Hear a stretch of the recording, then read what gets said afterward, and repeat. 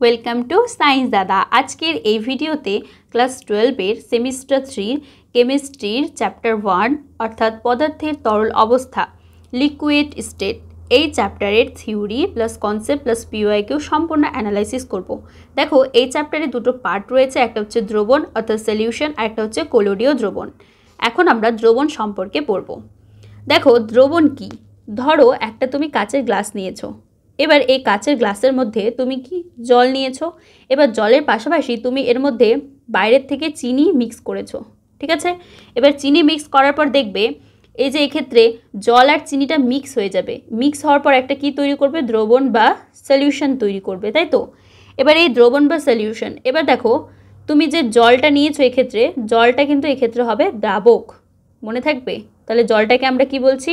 দ্রাবক বলছি। তাহলে জল সমান সমান লেখো হচ্ছে দ্রাবক। আর বাইরের থেকে যে চিনিটা নিয়েছি জল হচ্ছে দ্রাবক, আর বাইরের থেকে যে চিনিটা তুমি দিলে এটা হবে হচ্ছে দ্রাব্য, তাই তো। তাহলে মনে রাখবে যে জিনিস বা এক্ষেত্রে দ্রাবকের পরিমাণটা কিন্তু বেশি, জল, তাই তো। এক গ্লাসের মধ্যে এক গ্লাস জল নিয়েছো, তাহলে জলের পরিমাণটা বেশি। এবার বাইরের থেকে যে তুমি চিনি অ্যাড করছো সেই চিনির কিন্তু কোয়ান্টিটি বা পরিমাণটা কম, তাই না। তাহলে চিনি আর জলের যে একটা মিশ্রণ বা দ্রবণ তৈরি হচ্ছে, সলিউশন তৈরি হচ্ছে, সেটাই আমরা কিন্তু দ্রবণ বলছি। তাহলে দ্রবণ কি? দ্রবণ হলো দুই বা ততোধিক উপাদানের সমসত্ব মিশ্রণ। এবার সমসত্ব মিশ্রণ মানে কি? ধরো লবণ আর হচ্ছে জল, এটার মিক্সচারটা দেখবে বা মিশ্রণটা দেখবে পুরো মিশে যায়, তাই না। তাহলে এটা কি সমসত্ব মিশ্রণ, পিওরভাবে মিশে যাচ্ছে। এবার অসমসত্ব মিশ্রণ মানে কি? অসমসত্ব মিশ্রণ মানে মিক্স হবে না। যেমন ধরো জল আর তেল, তো জল আর তেল কি কোনোদিনও মিক্স হয় না, এটা হচ্ছে অসমসত্ব মিশ্রণ। দেখবে জল আর তেল যদি তুমি মিক্স করো, তেলটা হালকা হওয়ার জন্য সেটা কি হবে? জলের উপরে ভেসে বেড়াবে, ভাসবে, তাই তো। আর জলটা একটু ভারী তেলের তুলনায় সেজন্য সেটা জলটা নিচে থাকবে, তো এটাকে আমরা বলছি অসমসত্ব মিশ্রণ। বা কাকর বালি, ধরো বালি আর জলের মিশ্রণ, এটাও কিন্তু অসমসত্ব মিশ্রণ, কারণ বালিটাও সেম নিচে থিতিয়ে পড়বে আর জলটা উপরে থাকবে, এটা হচ্ছে অসমসত্ব মিশ্রণ। এবার যে উপাদানটি অধিক পরিমাণে থাকে তাকে আমরা কি বলবো? দ্রাবক বলবো। আর দ্রাবক ছাড়া দ্রবণের মধ্যে এক বা একাধিক যে সকল উপাদান উপস্থিত থাকবে তাদেরকে কি বলবো? দ্রাব্য বলবো। যেমন চিনি আর লবণের ক্ষেত্রে চিনিটা হচ্ছে দ্রাবক, চিনি হচ্ছে দ্রাব্য আর জলটা হচ্ছে দ্রাবক। সেম যদি লবণ আর জলের কথা ভাবো, তাহলে জলটা হচ্ছে দ্রাবক আর লবণটা হচ্ছে কিন্তু দ্রাব্য। এরপরে তাহলে দ্রাবক প্লাস দ্রাব্য সমান সমান কি তৈরি হয়? দ্রবণ বা সলিউশন। এবার দ্রবণের গাঢ়ত্ব প্রকাশ। দ্রবণের গাঢ়ত্ব প্রকাশের তিনটা কন্ডিশন, একটা W/W, V/V। তো W/W বা ভর শতকরা মাত্রা, দ্রবণের কোনো উপাদানের ভর শতকরা মাত্রাকে আমরা নিম্নরূপে সংজ্ঞায়িত করতে পারি। যেমন ধরো কোনো উপাদানের ভর শতকরা মাত্রা সমান সমান কী হয়? দ্রবণে উপাদানটির ভর, অর্থাৎ উপাদানটার কি ভর রয়েছে, মাস, m এর মান, ডিভাইডেড বাই কি? যে দ্রবণের মোট ভর, টোটাল ভর কত রয়েছে বা টোটাল মাস ইন্টু 100 হয়, ঠিক আছে। আর আয়তন শতকরা মাত্রা মানে যেমন ওটা ছিল W/W, এটা হবে V/V, ভলিউম বাই ভলিউম। আয়তন শতকরা মাত্রার সংজ্ঞা, কোনো উপাদানের আয়তন শতকরা মাত্রা সমান সমান কি হবে? উপাদানটার আয়তন, ওই ক্ষেত্রে কি ছিল? ভর, সেজন্য ভর ছিল। এক্ষেত্রে আয়তন হবে বাই মোট আয়তন ইন্টু 100, ঠিক আছে।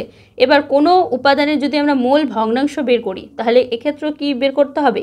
এক্ষেত্রে বের করতে হবে উপাদানটার মোল সংখ্যা বাই সকল উপাদানের মোট মোল সংখ্যা। মানে প্রথমত উপাদানটার মোল সংখ্যা, তারপরে টোটালটা মানে সকল উপাদানের মোট মোল সংখ্যা বের করতে হবে। এবার মোলারিটি যদি আমরা বলি, তাহলে মোলারিটি সমান সমান কী হয়? দ্রাব্যের মোল সংখ্যা বাই দ্রবণের আয়তন, এটা হচ্ছে লিটার এককে হবে। তাহলে মোলারিটি সমান সমান কি? দ্রাব্যের মোল সংখ্যা বাই হবে দ্রবণের আয়তন, এটা কিন্তু লিটার এককে হবে। ওকে, দেখো এই থিওরি রিলেটেড কোশ্চেন, অর্থাৎ মোলারিটি বের করতে বলেছে তোমাকে কোশ্চেনটাতে। কি বলেছে দেখো কোশ্চেনটা, 5 গ্রাম NaOH, NaOH বলতে কি? সোডিয়াম হাইড্রোক্সাইড, তাই তো। সোডিয়াম হাইড্রোক্সাইড বলতে NaOH, হাইড্রোক্সাইড। তাহলে NaOH এর নাম কি? Sodium hydroxide. 450 মিলিলিটার দ্রবণে দ্রবীভূত আছে, তাহলে দ্রবণটির মোলারিটি বের করতে হবে। এবার আমরা উপরে মোলারিটির কিন্তু ফর্মুলা জানলাম যে দ্রাব্যের মোল সংখ্যা বাই হবে দ্রবণের আয়তন, তাই তো। এটা দেখো ইনসাইটি এক্সাম্পল আর MCQ। তো এক্ষেত্রে আমরা যদি ফর্মুলা দেখি, তো এক্ষেত্রে প্রথমত আমাদের কী বের করতে হবে? NaOH এর মোল সংখ্যা বের করতে হবে। এবার আমি যদি NaOH এর মোল সংখ্যা বের করি, কোশ্চেনে কিন্তু বলে দিয়েছে 5 গ্রাম, তাই তো। কোশ্চেনটা লক্ষ্য করো, বলে দিয়েছে যে 5 গ্রাম NaOH 450 মিলিলিটার। তাহলে কি হবে এক্ষেত্রে মোল সংখ্যা যদি আমরা বের করি, তাহলে 5 gram divided by 40 gram mole inverse হবে। তাহলে আমাদের সোডিয়াম হাইড্রোক্সাইডের মোল সংখ্যা কী হবে, 5/40 অর্থাৎ 0.15 মোল। এরপরে লিটার এককে দ্রবণের আয়তন কী হবে, লিটার একক বলেছে, টোটাল বলেছে আমাদের 450 মিলিলিটার, তাহলে ডিভাইডেড বাই 100 করবো, ml লিটার ইনভার্স। ওকে, হয়ে গেল। তাহলে লিটার এককে দ্রবণের আয়তন বেরিয়ে গেল। এবার মোলারিটি সমান সমান কী হয়, আমরা একটু আগে জানলাম যে মোলারিটি সমান সমান দ্রাব্যের মোল সংখ্যা ডিভাইডেড বাই দ্রবণের আয়তন, তাই তো? তাহলে এক্ষেত্রে দ্রাব্যের মোল সংখ্যা কত হচ্ছে, 0.125 মোল ইন্টু 1000 মিলিলিটার লিটার, তাই তো? Liter to the power 1 divided by কত হবে তাহলে আমাদের 450 মিলিলিটার। তাহলে এক্ষেত্রে আমাদের অ্যান্সার আসবে দেখো 0.278 মোল ডেসিমিটার ইনভার্স 3। তাহলে আমাদের সঠিক অ্যান্সার কিন্তু এই নাম্বার অপশানটা আমাদের রাইট হচ্ছে। ওকে, এরপর আমরা মোলারিটি সম্পর্কে জানবো। মোলারিটি জানলাম, এবার মোলারিটি প্রতি কিলোগ্রাম অর্থাৎ কেজি দ্রাবকে দ্রবীভূত দ্রাব্যের যে মোল সংখ্যা সেটাকে আমরা মোলারিটি বলছি, বা ব্র্যাকেটে স্মল m লিখবে। এবার মোলারিটি সমান সমান কী হবে, দ্রাব্যের মোল সংখ্যা বাই দ্রাবকের ওজন। তাহলে দ্রাব্যের মোল সংখ্যা ডিভাইডেড বাই হচ্ছে দ্রাবকের ওজন, মানে কি আমাদের মোলারিটি বা ব্র্যাকেটে স্মল m। ওকে, এ রিলেটেড কোয়েশ্চেন, 75 গ্রাম বেঞ্জিনে 2.5 গ্রাম ইথানোয়িক অ্যাসিড। আচ্ছা, ইথানোয়িক অ্যাসিডের সংকেত কি দেখো, বলেছে CH3COOH, বা এটাকে অ্যাসিটিক অ্যাসিডও বলা হয়, দ্রবীভূত আছে। তাহলে দ্রবণটির মোলারিটি কত হবে, এক্ষেত্রে আমাদের মোলারিটি বের করতে হবে। তো দেখো, এটা এনসিইআরটি এক্সাম্পলার MCQ। তো C2H4O2 অর্থাৎ এক্ষেত্রে আমাদের যেটা রয়েছে ইথানোয়িক অ্যাসিড, কেন এখানে C2 হলো, দেখো এক্ষেত্রে দুটো কার্বন রয়েছে না, এই যে C, এখানে C, তাহলে C2, তাই তো? এবার H4 কেন, কারণ এখানে 3টা হাইড্রোজেন, এখানে একটা হাইড্রোজেন, তাহলে 3 আর 1 যোগ করলে 4। আর এক্ষেত্রে অক্সিজেন কত হবে, 2টো, তাই তো? তাহলে C2H4O2। তাহলে প্রথমে আমাদের C2H4O2 অর্থাৎ ইথানোয়িক অ্যাসিডের আণবিক ভর বের করতে হবে। এবার কার্বনের ক্ষেত্রে কত হবে, 12, দুটো কার্বন রয়েছে, তাহলে 12 গুণ 2 যোগ, এখানে হাইড্রোজেনের ক্ষেত্রে কত হয়, 1 হয়, তাই তো? 1 × 4 প্লাস 16 গুণ 2, তাহলে আমাদের কত আসলো, 60 গ্রাম মোল ইনভার্স। ওকে, এরপরে C2H4 এর মোল ভগ্নাংশ, মোল সংখ্যা দেখো কোশ্চেনে তোমাদের কিন্তু 2.5 গ্রাম বলেছে, আর টোটাল আমাদের কত আণবিক ভর এলো 60। তাহলে 2.5 গ্রাম ডিভাইডেড বাই হচ্ছে 60 গ্রাম মোল ইনভার্স করতে হবে। তাহলে আমাদের অ্যান্সার আসলো 0.0417 মোল। এবার কেজি এককে বেঞ্জিনের ভর যদি আমি নির্ণয় করি, তাহলে কি করতে হবে, যেটা দেওয়া আছে কোশ্চেনে কত দেওয়া আছে, 75, তাহলে 75 বাই কত করতে হবে, 1000 গ্রাম কেজি ইনভার্স। তাহলে কত, 75 × 10⁻³ কেজি কিন্তু আমাদের বেরিয়ে গেল। এবার C2H4O2 এর মোলারিটি কী হবে, C2H4O2 এর মোল সংখ্যা ডিভাইডেড বাই হবে বেঞ্জিনের ভর, যেটা হচ্ছে কেজি এককে। এবার দেখো C2H4O2 এর মোল সংখ্যা আমাদের কত বেরোলো, এই যে কত বেরিয়েছে, 0.0417 মোল, তাই তো? তাহলে এখানে এটা বসালাম, ইন্টু কত হবে, 1000 গ্রাম কেজি ইনভার্স, ডিভাইডেড বাই হবে আমাদের কত, 75। তাহলে এটা ক্যালকুলেশন করলে আসবে 0.556 মোল কেজি ইনভার্স। তাহলে আমাদের সঠিক অ্যান্সার কি হচ্ছে, এই নাম্বার অপশন রাইট, তাই তো? 0.554 মোল কেজি ইনভার্স, এই নাম্বার অপশন হচ্ছে আমাদের রাইট। এরপর আমরা হেনরির সূত্রের বিবৃতি সম্পর্কে জানব। ওকে, একটি নির্দিষ্ট উষ্ণতায় কোনো তরলে কোনো গ্যাসের দ্রাব্যতা তরলের বা দ্রবণের পৃষ্ঠতলের উপরিস্থিত গ্যাসের যে আংশিক চাপ রয়েছে সেটার সাথে কী হয়, সমানুপাতিক হয়, অর্থাৎ ভেরিজেস হবে। যেমন ধরো পি রয়েছে, স্মল পি সমান সমান হবে KH(x), ঠিক আছে? তো এই ক্ষেত্রে KH হচ্ছে হেনরির কনস্ট্যান্ট। তাহলে একটা নির্দিষ্ট টেম্পারেচারে তরলের মধ্যে কোনো একটা গ্যাসের যে দ্রাব্যতা সেটা তরলে হতে পারে বা দ্রবণের যে পৃষ্ঠতল রয়েছে সেটার গ্যাসের আংশিক চাপের সাথে সমানুপাতিক হয়, অর্থাৎ P = এটা যদি আমরা গাণিতিকভাবে প্রকাশ করি তাহলে P = KH(x). এবার K(h) বলতে কি, এটা হচ্ছে হেনরির ধ্রুবক বা হেনরির কনস্ট্যান্ট। এবার ধরো সমুদ্রপৃষ্ঠ থেকে অধিক বা অনেক বেশি উচ্চতায় অক্সিজেনের যে আংশিক চাপ রয়েছে সেটা সমুদ্রপৃষ্ঠের তুলনায় কিন্তু কম হয়।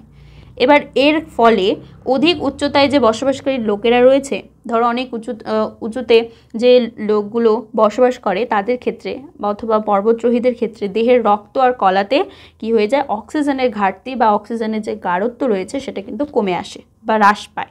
এবার কম অক্সিজেন সম্পন্ন রক্ত পর্বতরোহীদের কি করে দেয়, অবশ্যই দুর্বল করবে এবং তারা সুস্পষ্ট চিন্তাও করতে পারবে না, আর এরূপ লক্ষণযুক্ত অবস্থা অক্সিজেনের অভাব নামে পরিচিত। এরপর রাউলের সূত্র। এবার রাউলের সূত্রানুযায়ী কোনো একটা দ্রবণে একটা উদ্বায়ী উপাদানের বাষ্পচাপকে অর্থাৎ পি সাফিক্স আই সমান সমান xi pi টু দি পাওয়ার 0 বা pi নটও বলা হয়, pi টু দি পাওয়ার 0 দ্বারা প্রকাশ করা হয়। তো কোনো তরলে গ্যাসীয় পদার্থের দ্রবণের ক্ষেত্রে একটা উপাদান এতটাই উদ্দায়ী হয় যে এটি গ্যাস হিসেবে থাকে। তাহলে গাণিতিক রূপটা মনে রেখো, pi সমান সমান xi pi টু দি পাওয়ার 0। এবার আদর্শ দ্রবণ মানে কি?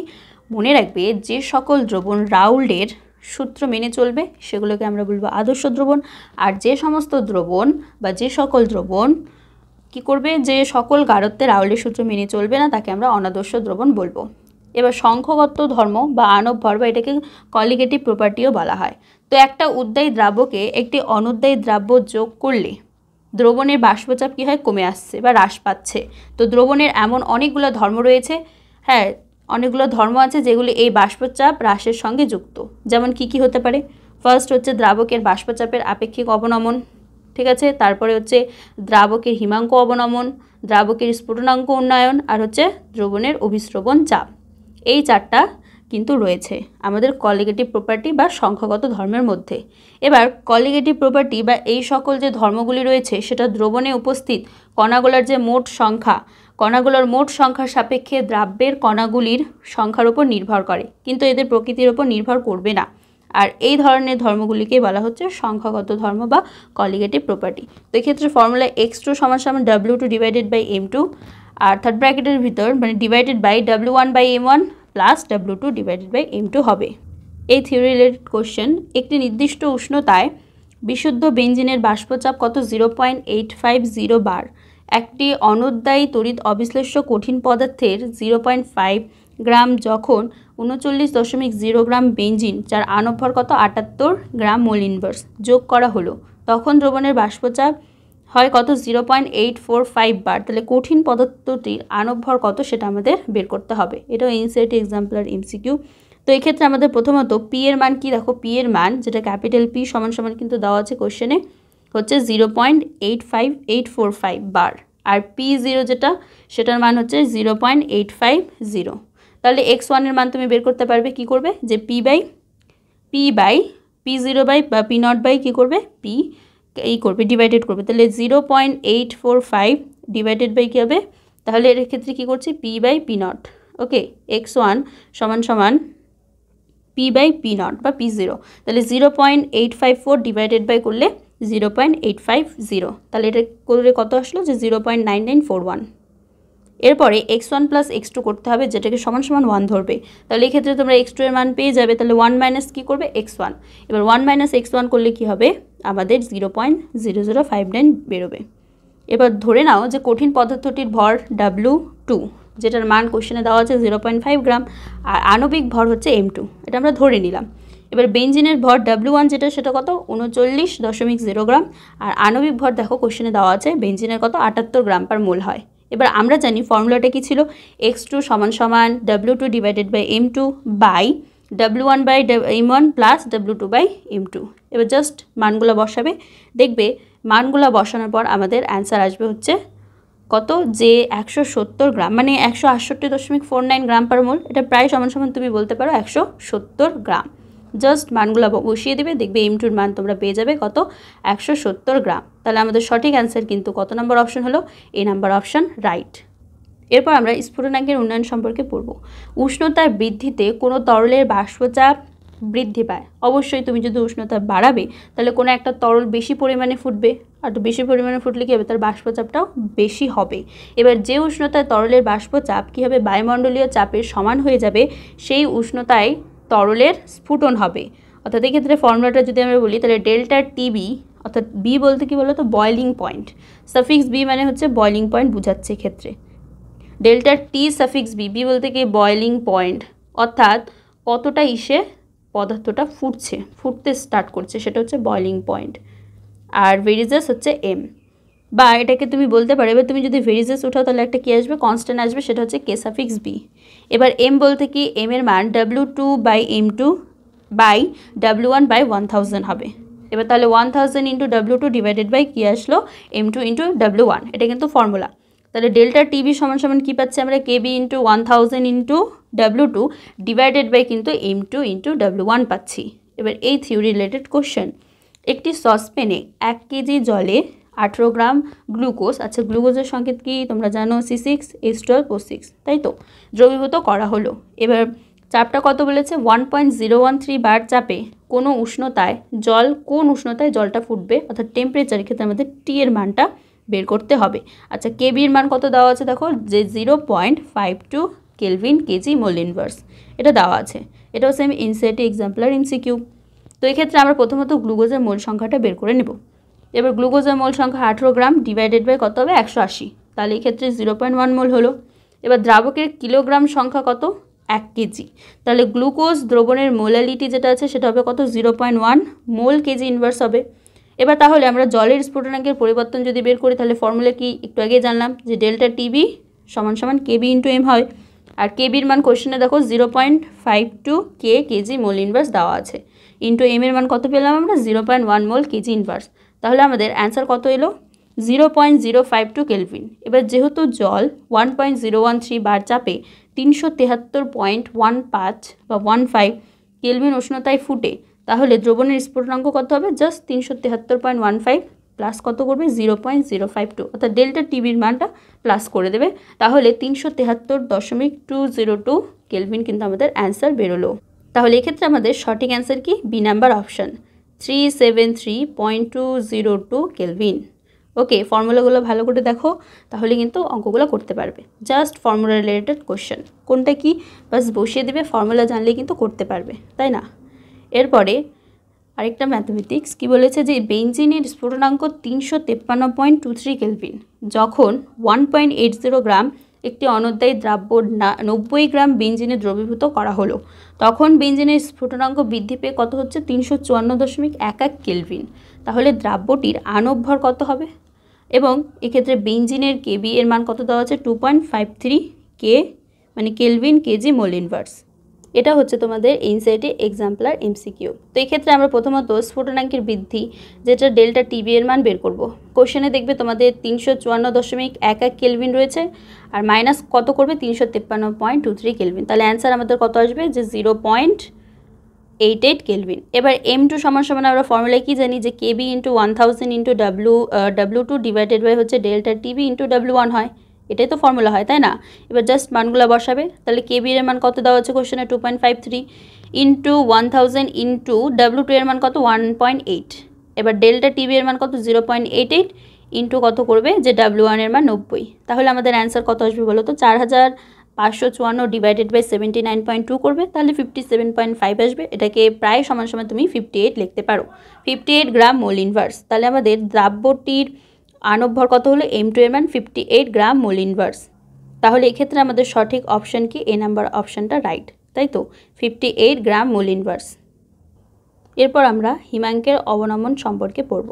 কোনো একটা দ্রবণের বাষ্পচাপের অবনমন বিশুদ্ধ দ্রাবকের তুলনায় দ্রবণের হিমাঙ্কের হ্রাস ঘটায়। এবার আমরা জানি যে কোনো একটা পদার্থের হিমাঙ্ক কঠিন দশা থেকে কি হয়, তরল দশার সাথে গতিশীল সাম্যাবস্থায় থাকে। তাই যে উষ্ণতায় কোনো একটা পদার্থের তরল দশার বাষ্পচাপ ওই পদার্থের কঠিন দশার বাষ্পচাপের সাথে সমান হবে, তখন তাকে আমরা কি বলবো, হিমাঙ্ক বলবো। এবার কোনো দ্রবণের বাষ্পচাপ বিশুদ্ধ কঠিন দ্রাবকের বাষ্পচাপের সমান হলেই কিন্তু দ্রবণটা জমাট বাঁধবে। তাহলে এবার রাউলের সূত্র অনুযায়ী আমরা বলতে পারি, যখন কোনো দ্রাবকে একটা অনুদ্বায়ী দ্রব্য যোগ করা হবে তখন কি হবে, এর বাষ্পচাপটা কমে আসবে বা হ্রাস পাবে, আর নিম্ন উষ্ণতায় এটা কি হয়ে যাবে, কঠিন দ্রাবকের সাথে ইকুয়াল হয়ে যাবে, আর এর ফলেই দ্রাবকের যে হিমাঙ্ক সেটাও কিন্তু কমে আসবে।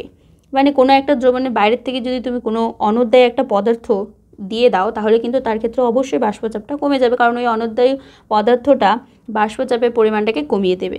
সিমিলার ওয়েতে নিম্ন উষ্ণতায় মানে কম উষ্ণতায় তুমি যদি একটা কঠিন কম উষ্ণতায় কি হয়ে যাবে, সেই কঠিন দ্রাবকের সাথে সেটা সমান হয়ে যাবে। এবার যেহেতু সমান হয়ে যাচ্ছে তাহলে এক্ষেত্রে কিন্তু আমাদের দ্রাবকের যে হিমাঙ্ক সেটা কমে আসবে। তো এক্ষেত্রে formula delta T F varies as M, T F বলতে কি ফ্রিজিং পয়েন্ট, টিবি ছিল কি বয়লিং পয়েন্ট, সিমিলার হতে এক্ষেত্রে যেটা রয়েছে আমাদের টিএফ এটা হচ্ছে ফ্রিজিং পয়েন্ট, মনে থাকবে এটা হচ্ছে আমাদের ফ্রিজিং পয়েন্ট, ভেরিজেস হচ্ছে এম। তাহলে ডেল্টা টিএফ সমান সমান ভেরিজেস উঠিয়ে দিলে কেএফ ইন্টু এম। সিমিলার হতে এক্ষেত্রে এম এর মানটা কী পাবে, W2 by M2 divided by আবার W1 বাই 1000, তাহলে এটা 1000 into W2 divided by m2 into w1 হবে। তো এক্ষেত্রে আমাদের ফর্মুলা যেটা ডেল্টা TF সমান সমান KF into 1000 into w2 divided by m2 into m1।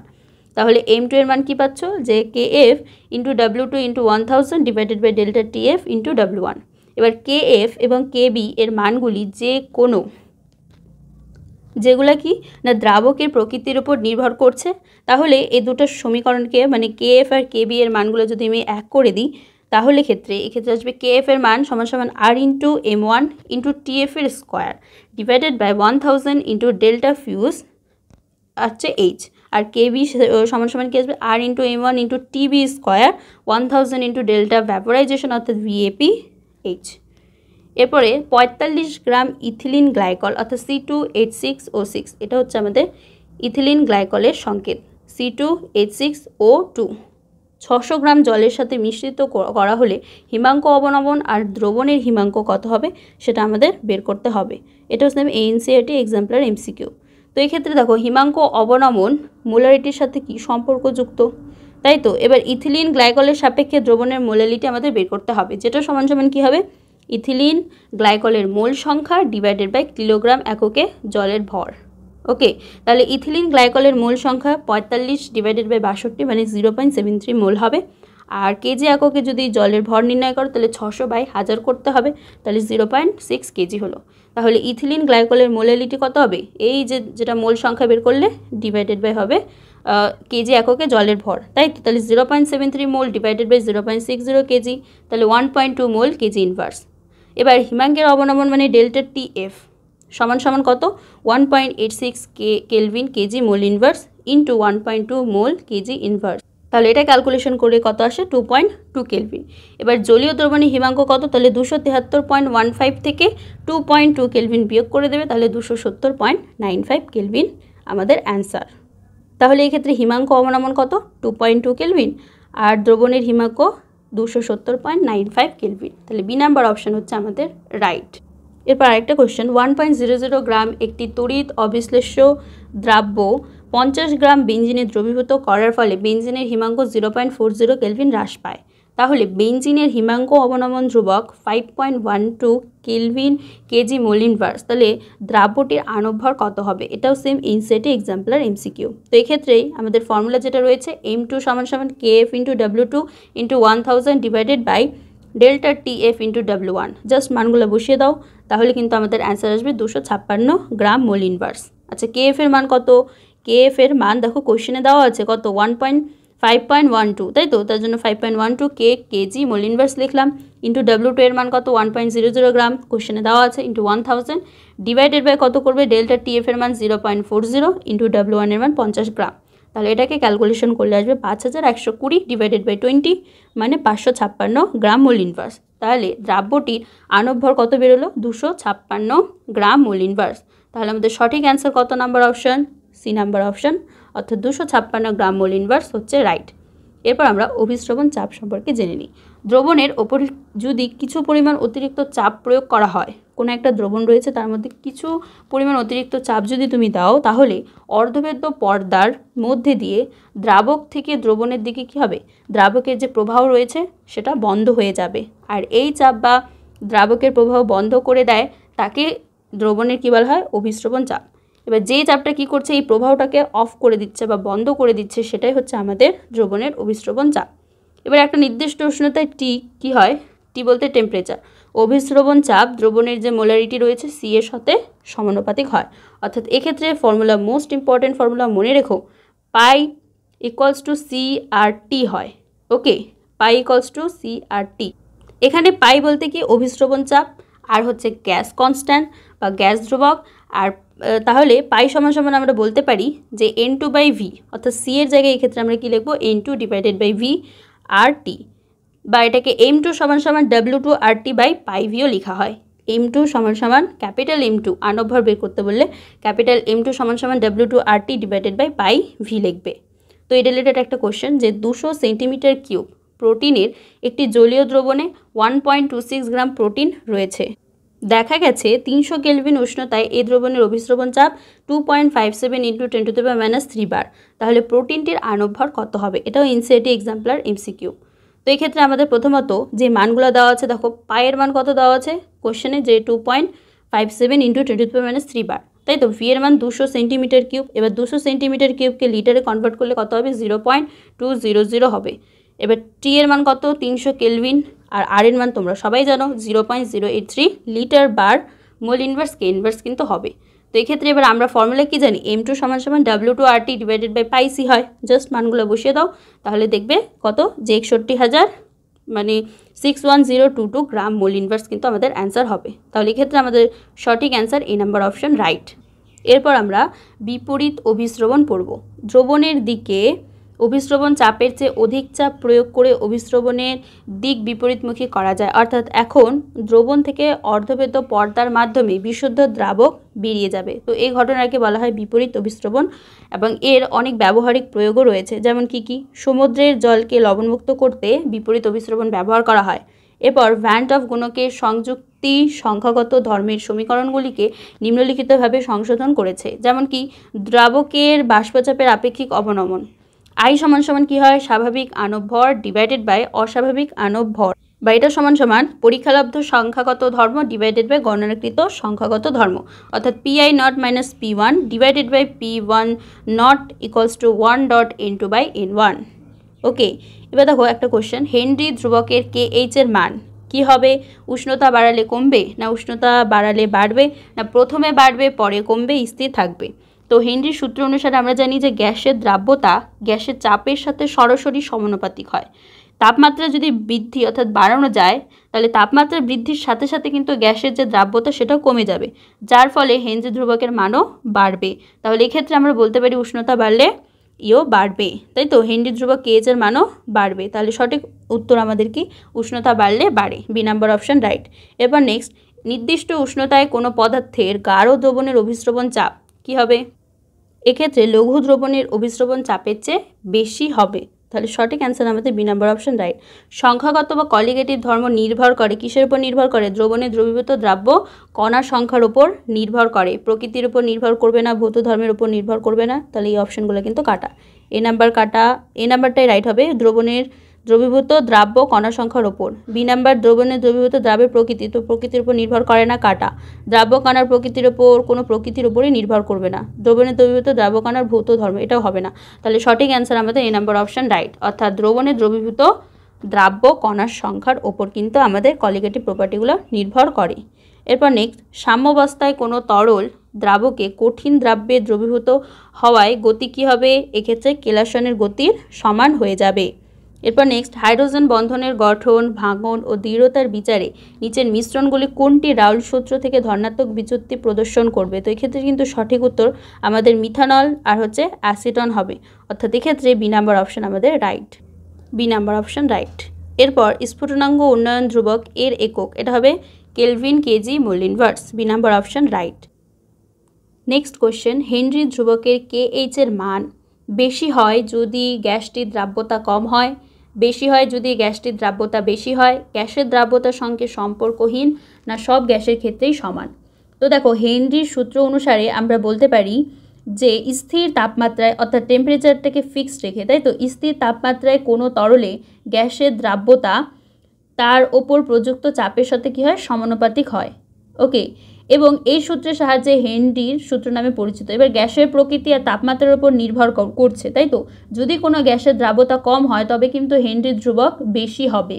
এর কারণটা হলো, কম দ্রাব্য গ্যাসের ক্ষেত্রে একই পরিমাণ চাপ প্রয়োগ করলে দ্রবণটিতে গ্যাসের পরিমাণ কম থাকবে। ফলে হেনরির সূত্র অনুসারে গ্যাসের চাপ যেটা হচ্ছে P এবং দ্রবণে গ্যাসের মোল ভগ্নাংশ X এর মধ্যে সম্পর্ক কি হবে, না H = Px হবে, তাই তো। যেখানে KH হচ্ছে হেনরি ধ্রুবক এবং কম দ্রাব্য গ্যাসের জন্য X এর মান কী হবে, কম হবে, তাই KH এর মান বেশি হবে। তাহলে কিন্তু সঠিক অ্যান্সার আমাদের এ নাম্বার অপশন রাইট। বেশি হয় যদি গ্যাসটির দ্রাব্যতা কম হয়, অর্থাৎ গ্যাসের দ্রাব্যতা কিন্তু কম হতে হবে। এরপর আমরা কোলওয়েট সম্পর্কে পড়ব। দেখো, কোলওয়েট কী বলো তো? কোলওয়েট হচ্ছে একটা অসমসত্ব তন্ত্র, মানে অসমসত্ব মিশ্রণও বলতে পারো, যার মধ্যে একটা পদার্থ যেটা বিস্তৃত দশা খুবই শুষ্ক কণারূপে অপর একটা পদার্থের মধ্যে বিস্তৃতভাবে থাকবে, যাকে আমরা বলবো বিস্তার মাধ্যম। এবার দ্রবণ আর কোলওয়েডের মধ্যে মূল পার্থক্য হচ্ছে কি, এর ক্ষেত্রে কণার আকারটা। প্রকৃত দ্রবণের ক্ষেত্রে গঠনকারী কণাগুলির আয়ন বা ক্ষুদ্রাতিকৃত অণু নিয়ে গঠিত, মানে খুব ছোট ছোট আয়ন, ক্ষুদ্র যেটাকে বলছে ক্ষুদ্র আয়ন নিয়ে গঠিত। আর কোলওয়েডের ক্ষেত্রে বিস্তৃত দশাটা একটা বৃহৎ আণবিক কণা, যেমন প্রোটিন বা কৃত্রিম পলিমার, যা অনেকগুলি পরমাণু আয়ন বা অণুর সমন্বয়ে গঠিত হতে পারে। তাহলে দ্রবণের মধ্যে কি, দ্রবণ হচ্ছে তোমার ছোট ছোট ক্ষুদ্র কণা নিয়ে গঠিত, কিন্তু কোলওয়েড একটা বৃহৎ আণবিক বা বড় কণা নিয়ে গঠিত হয়। কোলওয়েড কণাগুলি সাধারণত কি হয়, অণু থেকে বড় আকারের হলে পরেও দ্রবণে প্রলম্বিত থাকার জন্য যথেষ্ট কিন্তু ছোট আকৃতি বিশিষ্ট হয়। আর তাহলে কোলওয়েড কণাগুলি 1 থেকে 1000 ন্যানোমিটার, মানে 10⁻⁹ কত ক্ষুদ্র দেখো, 10⁻⁹ মিটার থেকে 10⁻⁶ মিটার ব্যাস বিশিষ্ট হয়, অর্থাৎ 1 থেকে 1000 ন্যানোমিটার পর্যন্ত হয়। এবার দেখো এ রিলেটেড কোয়েশ্চেন, যে কোলওয়েড কণার আকার সাধারণত কত হয়? আমরা উপরেই দেখলাম 10⁻⁹ থেকে 10⁻⁶, তাই তো 10⁻⁶, তাহলে এক্ষেত্রে কিন্তু 10⁻⁷ থেকে 10⁻⁹ হবে। তাহলে আমাদের সঠিক অ্যান্সার কিন্তু এ নাম্বার অপশানটা রাইট হচ্ছে, অর্থাৎ 10⁻⁷ থেকে 10⁻⁹। সঠিক অ্যান্সার এ নাম্বার অপশান। এরপর কোলওয়েডের শ্রেণীবিন্যাস তো 3টা ভাগে ভাগ করা হয়। একটা হচ্ছে বিস্তৃত দশা, বিস্তার মাধ্যমের যে ভৌত অবস্থা সেটাকে আমরা বলছি বিস্তৃত দশা। বিস্তৃত দশা এবং বিস্তার মাধ্যমের মধ্যে মিথস্ক্রিয়ার যে প্রকৃতি সেটা, আর বিস্তৃত দশার কণাগুলির প্রকৃতি কেমন সেটা, এই 3টা পার্টে আমরা কোলওয়েডকে ভাগ করি। এবার একটা গ্যাস অপর একটা গ্যাসের সঙ্গে যদি মিশে যায় অর্থাৎ মিশ্রিত হয়, তাহলে একটা সমসত্ব মিশ্রণ তৈরি হয়, এবং এই কারণে এটি হচ্ছে কোলওয়েড তন্ত্র হবে না। বিস্তৃত দশা এবং বিস্তার মাধ্যমের ভৌত অবস্থার উপর নির্ভর করে কোলওয়েডের শ্রেণীবিন্যাস করা হয়। এবার দেখো এক্ষেত্রে আমরা বিস্তৃত দশা, বিস্তার মাধ্যম আর হচ্ছে কোলওয়ীয় তন্ত্রের ক্ষেত্রে জিনিসগুলো পড়বো, আর উদাহরণগুলো মাস্ট বি মনে রাখবে। দেখো কঠিন, যখন বিস্তৃত দশা কঠিন, বিস্তার মাধ্যমও কঠিন, তখন এক্ষেত্রে সলটা কি হবে, কঠিন সল তৈরি হবে। উদাহরণ যেমন হচ্ছে রঙিন কাঁচ, রত্ন, পাথর। এবার বিস্তৃত দশা যখন কঠিন আর বিস্তার মাধ্যম যখন তরল, তখন এটা সল তৈরি করবে, যেমন রং হতে পারে, কোষ, মধ্যস্থ তরল, এগুলা। এবার বিস্তৃত দশা যখন কঠিন আর বিস্তার মাধ্যম গ্যাস, তখন এরোসল। এরোসলের উদাহরণ তাহলে কি, ধোয়া, ধুলি, এগুলা। এবার তরল আর কঠিন যদি হয় তাহলে জেল হবে, তরল হলে ইমালসন, যেমন দুধ, তারপর চুলের ক্রিম, মাখন, এগুলি। এছাড়াও যেটা রয়েছে সেটা হচ্ছে কি তরল আর হচ্ছে গ্যাস, এটা কি এরোসেল, কুয়াশা। তাহলে একটা কোলওয়ীয় তন্ত্র বলে দিল তোমাকে যে কুয়াশা, কুয়াশাটা কি হবে, এরোসেল। বা একটা এরোসেলের উদাহরণ দাও, সেটা হবে কুয়াশা হতে পারে, ধূম হতে পারে, মেষ, কীটনাশকের স্প্রে, এগুলি। গ্যাস আর কঠিন যদি হয় তাহলে কঠিন সল, যেমন ঝামা পাথর, ফোম, রবার। গ্যাস তরল যদি হয় তাহলে ফোম হবে, যেমন ফেনা, তারপর হচ্ছে ফেটানো ক্রিম, তারপর হচ্ছে কি সাবানের ফেনা, তাই তো। তাহলে এই যে চারটা আছে এটা কিন্তু ভালো করে লক্ষ্য করবে, এখান থেকে কিন্তু অনেক কোশ্চেনও হয় এমসিকিউ। ওকে, আর তোমাদের এই সেমিস্টারে তো এমসিকিউই রয়েছে, শর্ট কোশ্চেন। তো ভালো করে প্রত্যেকটা বিস্তার মাধ্যম, বিস্তৃত দশা, কোলওয়ীয় তন্ত্র, এগুলোর থেকে কিন্তু কোশ্চেন হবে, তো ভালো করে দেখবে। এ দেখো নিচের কোন তরলটি বিস্তার মাধ্যমে গ্যাসীয়, বিস্তৃত দশার কোলওয়েড সিস্টেম, এটা দেখো HS 2024-এ এসেছিল। এক্ষেত্রে বলেছে তরল হচ্ছে বিস্তার মাধ্যম আর গ্যাসীয় হচ্ছে বিস্তৃত দশা। দেখো এটা কিন্তু 2024-এ এসেছিলো, অনেক ইম্পর্টেন্টই একটা কোশ্চেন। তো এক্ষেত্রে সঠিক উত্তর আমাদের হবে ফোম। এবার আমি উপরে চারটাতে যাই, দেখো ফোম কি ছিল, বিস্তৃত দশা গ্যাস ছিল, বিস্তার মাধ্যম ছিল তরল। আর উদাহরণ ফোম, ফোমের মধ্যে কি কি হতে পারে, ফেনা, ফেটানো ক্রিম, সাবানের ফেনা, তাই তো। তাহলে এক্ষেত্রে কিন্তু আমাদের কি বলেছে, তরলটা হচ্ছে বিস্তার মাধ্যম বলেছে, তাই তো। বিস্তার মাধ্যমে গ্যাসীয়, বিস্তৃত দশার কোলওয়েড সিস্টেম, তাহলে কিন্তু এক্ষেত্রে সঠিক উত্তর আমাদের এই নাম্বার অপশন অর্থাৎ ফোম হবে। এবার নেক্সট, নিম্নলিখিত কোলওয়ীয় সিস্টেমগুলির মধ্যে কোনটি কুয়াশাকে সঠিকভাবে প্রকাশ করবে, এটা হচ্ছে 2016-তে এসেছিলো। তো এক্ষেত্রে গ্যাসে তরলের বিস্তারণ, অর্থাৎ গ্যাসে কিন্তু তরলের বিস্তারণ হচ্ছে আমাদের কুয়াশার উদাহরণ, তাই তো। গ্যাসে তরলের বিস্তারণ থাকে, তাহলে সঠিক অ্যান্সার আমাদের ডি নাম্বার অপশন রাইট। এরপর বিস্তৃত দশা এবং বিস্তার মাধ্যমের মধ্যে সংগঠিত মিথস্ক্রিয়ার প্রকৃতির উপর নির্ভর করে কোলওয়ীয় সলগুলিকে দুটো শ্রেণীতে ভাগ করা হয়। একটা হচ্ছে দ্রাবক আকর্ষী বা লায়োফিলিক, মনে রেখো দ্রাবক আকর্ষীর আরেকটা নাম কি, লায়োফিলিক। আর দ্রাবক বিকর্ষী মানে লায়োফোবিক কোলওয়েড হিসেবে ভাগ করা হয়। যদি বিস্তার মাধ্যম হিসেবে জল ব্যবহৃত হয় তবে যথাক্রমে জলাকর্ষী, যেটাকে বলা হয় হাইড্রোফিলিক, এবং জল বিকর্ষী হাইড্রোফোবিক পরিভাষাটা ব্যবহার করা হবে। তো এবার দ্রাবক আকর্ষী কোলওয়েড বা লায়োফিলিক কোলওয়েড কি, আচ্ছা লায়োফিলিক কথাটার অর্থ হচ্ছে তরল বা আঠা। তরল আকর্ষী যেমন আঠা হতে পারে, জিলাটিন, স্টার্চ, রবার ইত্যাদি বস্তুকে উপযুক্ত তরলে সরাসরি মিশ্রিত করে যে কোলগেট প্রস্তুত করা হয় তাকে আমরা দ্রাবক আকর্ষী বা লায়োফিলিক কোলগেট বলি। আর দ্রাবক বিকর্ষী কথাটার অর্থ হচ্ছে তরল বিকর্ষী। এবার ধাতু আর ধাতব সালফাইড ইত্যাদির ন্যায় পদার্থগুলিকে যখন সরাসরি আমরা বিস্তার মাধ্যমের সঙ্গে মিশ্রিত করব তখন এরা একটা কোলোডীয় সল গঠন করতে পারবে না। কেবলমাত্র বিশেষ কৌশলের সাহায্যে কিন্তু এদের কোলোডীয় সল তৈরি করা হয়। তো এই ধরনের যে সলগুলি এগুলোকে বলা হয় দ্রাবক বিকর্ষী সল। যেমন প্রদত্ত কোনটি লায়োফিলিক বা দ্রাবক আকর্ষী সল? দুধ, রক্ত, গোলসল, গাম। তো দেখো এটা হচ্ছে HS 2019-এ এসেছিল। তো এক্ষেত্রে দুধ হবে না, রক্ত হবে না, গোলসলও হবে না।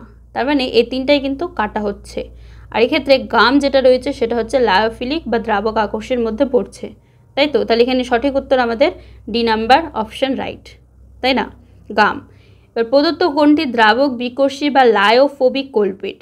গাম হবে না, স্টার্চও হবে না, জিলাটিনও হবে না। তো এক্ষেত্রে সঠিক অ্যান্সার আমাদের হবে গোল সল। বিভিন্ন সল ধাতবই যেটা সেটা আমাদের কিসের মধ্যে পড়ে? গোল সল বা বিভিন্ন সলের মধ্যে পড়ে।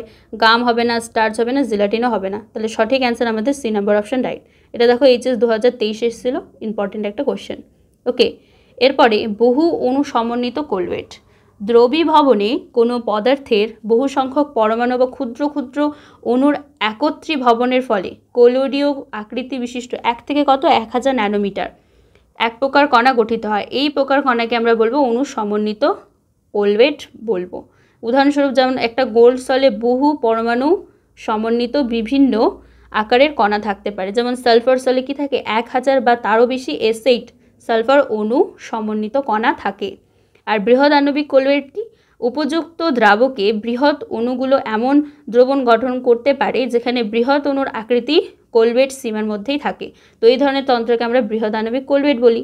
প্রকৃতিতে পাওয়া যায় এমন বৃহৎ আণবিক কোলগেট অনেক ইম্পর্টেন্ট, মনে রাখবে। তো এগুলো হবে হচ্ছে আমাদের প্রোটিন আর এনজাইম। এনজাইম বলতে উৎসেচক বলা হয়, আর প্রোটিন এগুলোকে আমরা কি বলবো? বৃহৎ আণবিক কোলগেট। আর মানুষ সুনির্মিত বৃহৎ আণবিক কোলগেটের উদাহরণ যেমন পলিথিন, তারপর হচ্ছে নাইলন, পলিস্টাইরিন, কৃত্রিম রবার এগুলি। এবার দেখো নিচের কোনটি একটি বৃহৎ আণবিক প্রাকৃতিক কোলগেটের উদাহরণ? সালফার সল, নাইলন, সাবান, স্টার্চ। তো এক্ষেত্রে কিন্তু সঠিক উত্তর আমাদের স্টার্চ হবে। আর উপরে তিনটে রয়েছে, সালফার সল হবে না, নাইলনও হবে না, সাবানও হবে না। তাহলে ডি নাম্বার অপশন কিন্তু আমাদের রাইট হবে, স্টার্চ। এটা হচ্ছে সংসদ নমুনার প্রশ্ন। ওকে, এরপর সংযোজিত কোলগেট অর্থাৎ মাইসেলি গঠন সম্পর্কে পড়ব। কিছু পদার্থ আছে যারা কি হয় নিম্ন গাঢ়ত্বে, অর্থাৎ গাঢ়ত্বটা খুবই কম, নিম্ন গাঢ়ত্বে সাধারণভাবে তীব্র তড়িৎ বিশ্লেষ্য হিসেবে আচরণ করে। আচ্ছা, তীব্র তড়িৎ বিশ্লেষ্য মানে কি? এরা জলে প্রচুর পরিমাণে ক্যাটায়ন অ্যানায়ন দিবে বা সম্পূর্ণভাবে বিয়োজিত হয়ে প্রচুর পরিমাণে আয়ন উৎপন্ন করবে, তাদেরকে আমরা তীব্র তড়িৎ বিশ্লেষ্য বলি, তাই তো? কিন্তু উচ্চ গাঢ়ত্বে জোটবদ্ধ হওয়ার ফলে কোলডীয় ধর্ম কি করবে? প্রদর্শন করবে। এই যে জোটবদ্ধ কণাগুলি এগুলোই হচ্ছে মাইসেলি বলা হয়। তো এগুলি সংযোজিত কোলগেট রূপেও পরিচিত। মাইসেলি গঠন প্রক্রিয়াটি কেবলমাত্র একটা নির্দিষ্ট উষ্ণতার ঊর্ধ্বে ঘটে, যাকে আমরা বলি ক্র্যাফট উষ্ণতা। বা এক কথায় বলতে গেলে মাইসেলি গঠনটা যে উষ্ণতায় হয় সেটাকে আমরা কি বলবো? ক্র্যাফট উষ্ণতা বলবো। আবার এটি একটি নির্দিষ্ট গাঢ়ত্বের ঊর্ধ্বেও ঘটে, যেটাকে সংকট মিসেলিকরণ গাঢ়ত্ব অর্থাৎ ক্রিটিক্যাল মিসেলি কনসেন্ট্রেশন CMCও বলা হয়। এবার সাবান হচ্ছে একটা উচ্চ আণবিক গুরুত্ব বিশিষ্ট ফ্যাটি অ্যাসিডের সোডিয়াম বা পটাশিয়াম ঘটিত লবণ, যাকে RCOO নেগেটিভ, মনে রেখো, RCOO নেগেটিভ আর সোডিয়াম প্লাস রূপে প্রকাশ করা হয়। যেমন উদাহরণ কি? সোডিয়াম স্টিয়ারেট, ঠিক আছে? স্টিয়ারেট CH3CH2COO নেগেটিভ Na+, এটা হচ্ছে সোডিয়াম স্টিয়ারেটের সংকেত, যেটা বিভিন্ন ধরনের টুকরো সাবানের মূল উপাদান। এরপর আমরা পেপটাইজেশন বা অপলয়ন সম্পর্কে পড়ব। কোনো একটা পদ্ধতি বা যে পদ্ধতিতে কোনো অদক্ষেপকে কোলডীয় সলে পরিণত করার জন্য বিস্তার মাধ্যমে সামান্য পরিমাণ তড়িৎ বিশ্লেষ্য যোগ করে ঝাঁকানো হয় তাকে আমরা অপলয়ন বা পেপটাইজেশন বলবো। এরপর এই থিওরি রিলেটেড কোশ্চেন, কোন পদ্ধতিতে সদ্য প্রস্তুত অদক্ষেপকে কোলডীয় দ্রবণে পরিণত করা যায়? এটা হবে পেপটাইজেশন পদ্ধতি, অর্থাৎ সি নাম্বার অপশন হচ্ছে রাইট। কোলডীয় দ্রবণের ধর্ম, সংখ্যাগত ধর্ম রয়েছে, টিন্ডাল ইফেক্টও রয়েছে। সংখ্যাগত ধর্ম কি? কোলডীয় কণাগুলো পুঞ্জীভূত বা জোটবদ্ধ অবস্থায় থাকে বলেই কোলডীয় দ্রবণে কণা সংখ্যা প্রকৃত দ্রবণ অপেক্ষা কম হয়। তো সেই কারণেই কোলডীয় দ্রবণের ক্ষেত্রে সংখ্যাগত ধর্মসমূহের যেমন অভিস্রবণ চাপ, বাষ্পচাপের অবনমন, হিমাঙ্কের অবনমন এবং স্ফুটনাঙ্কের উন্নয়ন, এগুলোকে আমরা বলি কলিগেটিভ প্রপার্টি। এর মান একই গাঢ়ত্বের প্রকৃত দ্রবণের সংখ্যাগত ধর্মের মান থেকে নিম্নমানের হয়, অর্থাৎ কম হয়। এরপর আমরা টিন্ডেল প্রভাব সম্পর্কে জানবো। দেখো, একটা অন্ধকার ঘরের মধ্যে কোলয়েডের মধ্যে দিয়ে যদি তুমি আলোকরশ্মি পাঠাও, তাহলে কোলয়েড কণাগুলি দ্বারা আলোর বিচ্ছুরণ ঘটে এবং কোলয়েডের মধ্যে দিয়ে আলোর যে গতিপথ সেটা কিন্তু পাশ থেকেই দৃশ্যমান হয়। এই ঘটনাকে আমরা টিন্ডেল ইফেক্ট বা টিন্ডেল প্রভাব বলছি। ধরো একটা অন্ধকার ঘর রয়েছে, সেই ঘরের মধ্যে একটা পাত্র রয়েছে, সেই পাত্রটার মধ্যে কি কোলোডীয় দ্রবণ রয়েছে, ঠিক আছে। এবার এক সাইড থেকে তুমি কি করলে, টর্চের আলো ওই দ্রবণটার মধ্যে পাঠালে। এবার তুমি যদি উপরে মাইক্রোস্কোপের মাধ্যমে দেখো, তাহলে কিন্তু তুমি দেখবে যে ওই কোলোডীয় দ্রবণ থেকে কিন্তু আলোর বিচ্ছুরণ হচ্ছে, অর্থাৎ এভাবে আলোর বিচ্ছুরণ বা আলোর যে গতিপথ সেটা কিন্তু তুমি পাশ থেকেই দেখতে পারবে। এবার এই টোটাল যে ঘটনাটা সেটাকে কিন্তু আমরা টিন্ডেল ইফেক্ট বলছি। এবার এই রিলেটেড কোশ্চেন, নিচের কোনটি টিন্ডেল ক্রিয়া প্রদর্শন করবে? চিনির জলীয় দ্রবণ? না, চিনির জলীয় দ্রবণ কিন্তু টিন্ডেল ইফেক্ট প্রদর্শন করবে না। সোডিয়াম ক্লোরাইডের জলীয় দ্রবণ, এটাও করবে না। সংকট মিশ্রীকরণ গাঢ়ত্বের উপরে সাবানের জলীয় দ্রবণ, তো এক্ষেত্রে সি নাম্বার অপশানটাই কিন্তু আমাদের রাইট। সংকট মিশ্রীকরণ গাঢ়ত্বের নিচে সাবানের জলীয় দ্রবণ, এটা হবে না। সবসময় মনে রাখবে উপরে হয়, ঠিক আছে। মিশ্রীকরণ গাঢ়ত্বের উপরের দিকে কিন্তু আমাদের সাবানের যে জলীয় দ্রবণ সেটাই আমাদের টিন্ডেল ইফেক্ট প্রদর্শন করবে। তাহলে আমাদের সঠিক অ্যান্সার কিন্তু সি নাম্বার অপশান হচ্ছে রাইট। এরপরে ধাতব মানে ধনাত্মক আধানগ্রস্ত সল আর হচ্ছে ঋণাত্মক আধানগ্রস্ত সল। এবার দেখো, আর্দ্র ধাতব অক্সাইড যেমন Al2O3.XH2O, CrO3.XH2O এবং Fe2O3.XH2O, এগুলো হচ্ছে আমাদের আর্দ্র ধাতব অক্সাইড। আর ঋণাত্মক সলের মধ্যে যেমন ধরো সিলভার সল, গোল্ড সল, তারপর হচ্ছে কপার, এগুলো হচ্ছে আমাদের ঋণাত্মক আধানগ্রস্ত সল। ক্ষারীয় রঞ্জক সমূহ যেমন কি মিথিলিন ব্লু সল, এটাও হচ্ছে ধনাত্মক আধানগ্রস্ত সলের মধ্যে পড়ে। আর ঋণাত্মক আধানগ্রস্ত সল যেমন ধাতব সালফাইড As2S3, Sb2S3, CdS সল, এগুলো হচ্ছে ঋণাত্মক। হিমোগ্লোবিন রক্ত, এটাও কিন্তু ধনাত্মক আধানগ্রস্ত সলের মধ্যে পড়ে। আম্লিক রঞ্জক সমূহ যেমন ইউসিন, তারপর হচ্ছে কি কঙ্গোরেট সল, এগুলো কিন্তু ঋণাত্মক আধানগ্রস্ত সলের মধ্যে পড়ে। এছাড়াও অক্সাইড যেমন TiO2 সল, এটাও ধনাত্মক আধান সল। আর ঋণাত্মক আধান সলের মধ্যে স্টার্চ, আঠা, জিলেটিন, কাদামাটি, চারকোল ইত্যাদি সল পড়ে। কোলয়েড যে কণাগুলি রয়েছে সবসময় তড়িৎ আধান বহন করে। এবার একটা কোলয়েড দ্রবণের সব কণাতেই এই ধরনের প্রকৃতি মানে আধানের প্রকৃতি একই রকম হয়। এটা ধনাত্মক হতে পারে, ঋণাত্মক হতে পারে। যদি কোলয়েড কণাগুলি ধনাত্মক আধান বহন করে, তড়িৎ আধান বহন করে, তাহলে সেটা হবে ধনাত্মক আধানগ্রস্ত সল।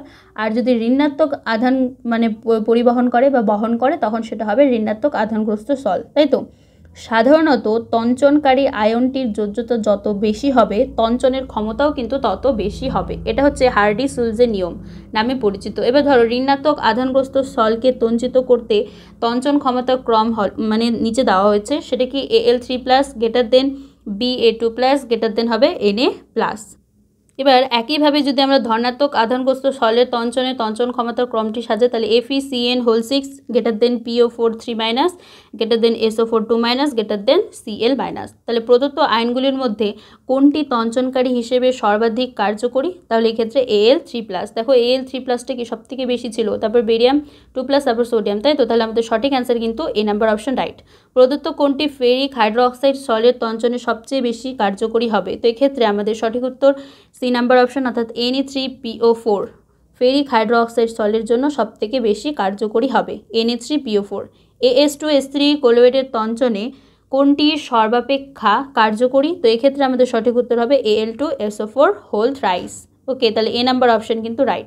এবার যদি দুটি অমিশ্রণীয় বা আংশিক মিশ্রণীয় দুটি তরলের মিশ্রণকে ঝাঁকানো হয়, তখন একটি তরল অপর তরলের মধ্যে কি হবে? অপরিষ্কারভাবে বিস্তার লাভ করবে, যাকে আমরা ইমালশন বলি। আর সাধারণত দুটি তরল পদার্থের মধ্যে একটি যদি তরল পদার্থ জল হয়, জল হবে। এবার ইমালশন দুই প্রকারের, একটা হচ্ছে জলে তেল জাতীয় অর্থাৎ ওয়াটার অয়েল অবলিক ওয়াটার, এবং তেলে জল জাতীয় ওয়াটার অবলিক অয়েল। এবার যে পদ্ধতিতে ফটকিরি ঘোলাটে জলের পরিশোধন করে সেটা কি হবে? এটা হবে তঞ্চন প্রক্রিয়ার মাধ্যমে। এটা HS 2017-তে এসেছিল।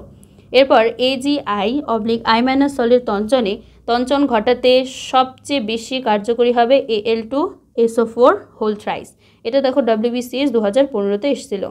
বেশি গাঢ়ত্বের সাবানের জলীয় দ্রবণে সাবান আচরণ করবে কিসের মতো? সংযোজিত কোলগেটের মতো, অর্থাৎ এই নাম্বার অপশন হচ্ছে আমাদের রাইট।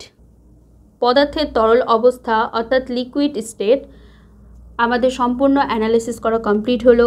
চ্যানেলে নতুন হলে অবশ্যই সাবস্ক্রাইব করো আর এই ভিডিওগুলি তোমাদের বন্ধু বান্ধবদের মধ্যে অবশ্যই শেয়ার করে দিও। এর আগে আমি পলিমার, বায়োমলিকিউলস এবং অ্যালকোহল, ফিনল, ইথার দিয়ে দিয়েছি, তো অবশ্যই ওই চ্যাপ্টারগুলিও দেখে নিও।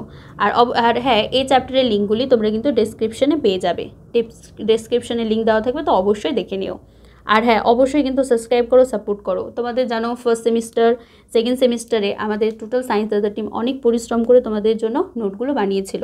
তো এবারও আমরা সেমিস্টার 3-র জন্য সিমিলার ওয়েতে আমরা অনেক রাত দিন জেগে জেগে পরিশ্রম করে তোমাদের জন্য নোট বানাচ্ছি। তো অবশ্যই আমাদেরকে কিন্তু সাপোর্ট করো। আর হ্যাঁ, তোমরা সায়েন্স দাদার মেম্বারশিপ জয়েন করতে পারো, ওকে। আর অবশ্যই কিন্তু সাপোর্ট করো। আর আমরা আশা করব তোমাদের যেমন ফার্স্ট সেমিস্টারও অনেক ভালো হয়েছিল, সেকেন্ড সেমিস্টারও অনেক ভালো হয়েছিল, সিমিলার ওয়েতে থার্ড সেমিস্টারও অনেক ভালো হোক। তো খুব ভালো থেকো, মন দিয়ে পড়াশোনা করো, আর হ্যাঁ, ভিডিওগুলো শেয়ার করে দিও, আর খুব ভালো থেকো।